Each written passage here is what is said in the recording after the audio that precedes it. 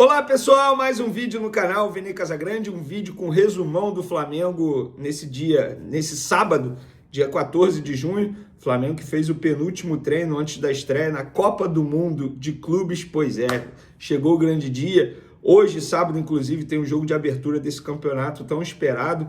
O time do Messi, o Inter Miami, vai encarar o Al Ahly. E aí, quem leva a melhor? Eu acho que o Al Ahly vai levar a melhor. Muita gente falando, é o time do Messi, gente. Mas o time do Messi não ganha todas nem na MLS.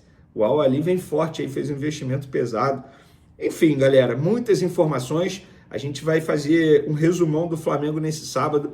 Tem informação sobre o treino, De La Cruz e Plata. Tem informação de negociação. José Boto deu uma entrevista e falou sobre negociação.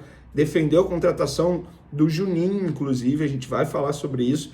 Tem também Flamengo negociando um lateral esquerdo e um volante. Muita coisa para a gente abordar no vídeo de agora, mas antes, gostaria de pedir para você se inscrever no canal, soltar o dedo no like, ativar a notificação e também compartilhar esse vídeo com os amigos, com as amigas, com geral, para geral ficar conhecendo o canal Vini Casagrande e, consequentemente, ficar por dentro de tudo que acontece dentro do Flamengo. Então, compartilhe aí, qualquer ajuda será super bem-vinda. Bom, galera, vamos lá, eu estou preparando um material aí sobre o Esperance, o time da Tunísia, que o Flamengo vai pegar na segunda-feira, na estreia, nessa Copa do Mundo de Clubes. Só vou trazer um aperitivo para vocês, tá? Os atacantes, tem dois atacantes brasileiros que são destaque do Esperance. Os atacantes Ian Sassi, que inclusive passou pelo futebol carioca, jogou pelo Vasco da Gama, uma curta passagem, e Rodrigo Rodrigues, passou pelo Londrina, vários clubes brasileiros, são destaques do Esperance, rival do Flamengo na estreia da Copa do Mundo de Clubes.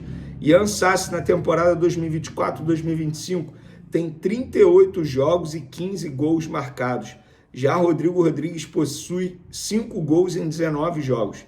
Ambos são a esperança do técnico para conseguir um bom resultado contra o Flamengo. Eu vou fazer um vídeo sobre o Esperance, trazendo todos os detalhes sobre essa equipe que pouca gente aqui do futebol brasileiro conhece.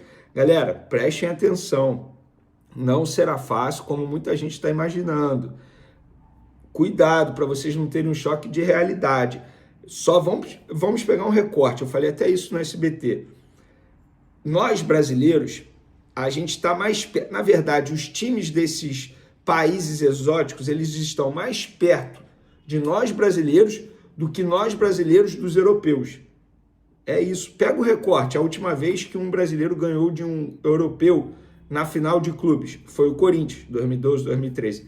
De lá para cá, olha quantas vezes os brasileiros foram derrotados ainda na semifinal do Intercontinental, digamos assim.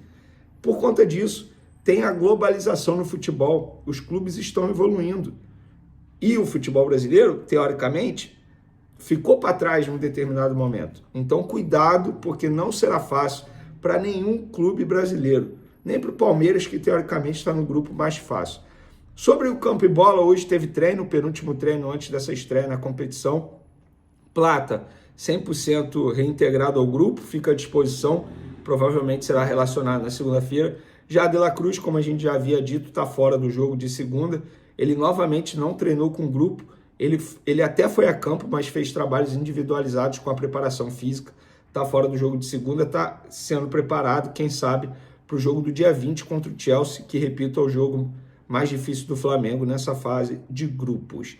E o Flamengo está nos Estados Unidos, mas não está deixando de lado alguns assuntos importantes. Por exemplo, a renovação no Varela. E como a gente já havia dito, que o empresário do jogador não conseguiu viajar ao Rio de Janeiro, Brasil, por conta de um problema sério de saúde, e como ele já teria que ir aos Estados Unidos para acompanhar de perto o Enzo, jogador do Chelsea, que também é dele, ele vai se reunir com o Flamengo para definir a renovação de contrato do Varela. Então, o Flamengo vai se reunir com a agente dele. Confesso para vocês que eu não sei o dia, quando será, senão até falaria para vocês, mas existe sim essa reunião marcada para fechar a renovação de contrato do Varela, e eu vou informando vocês aqui.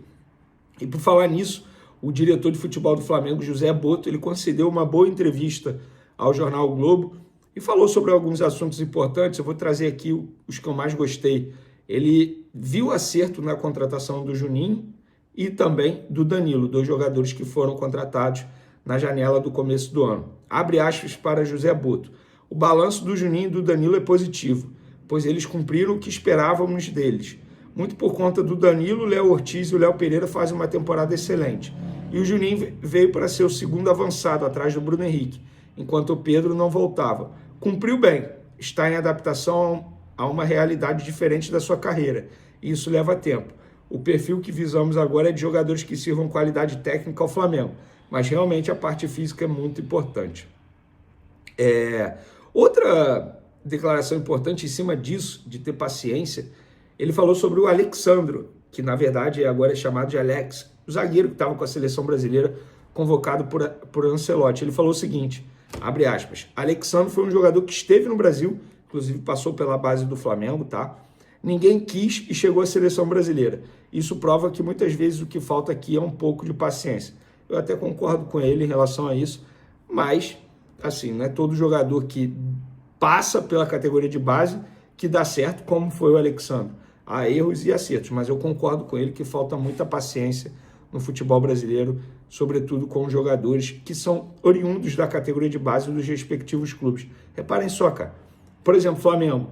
Eu vi o Lohan sendo vaiado, assim, de uma forma totalmente injusta no Maracanã.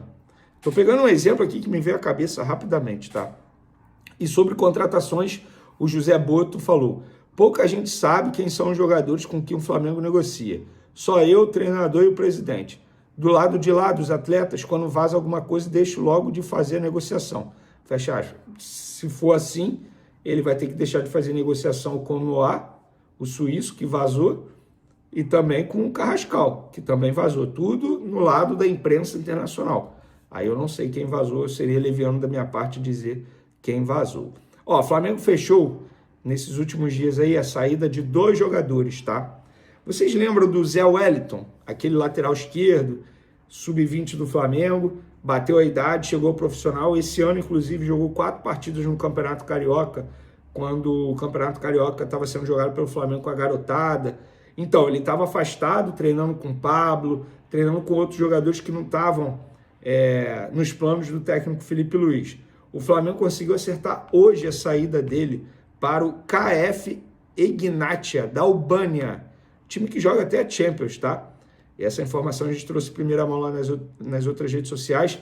Inclusive, fica o convite, quem não me segue no Twitter e no Instagram, tá perdendo tempo, porque eu publico, obviamente, tudo primeiro lá, para depois conseguir gravar um vídeo aqui.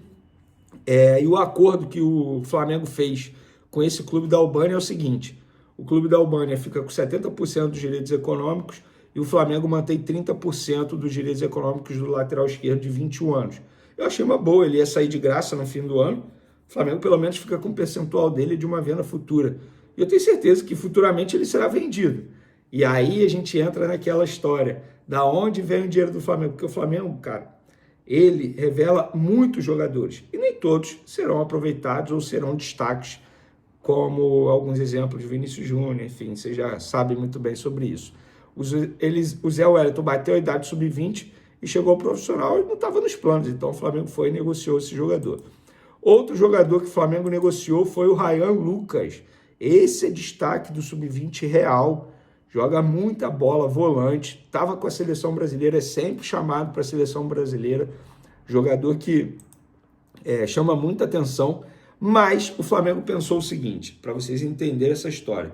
Pô, ele tem muito potencial, e como é que o Flamengo negocia esse jogador? O Flamengo pensou, ele terá poucas oportunidades no elenco profissional do Flamengo.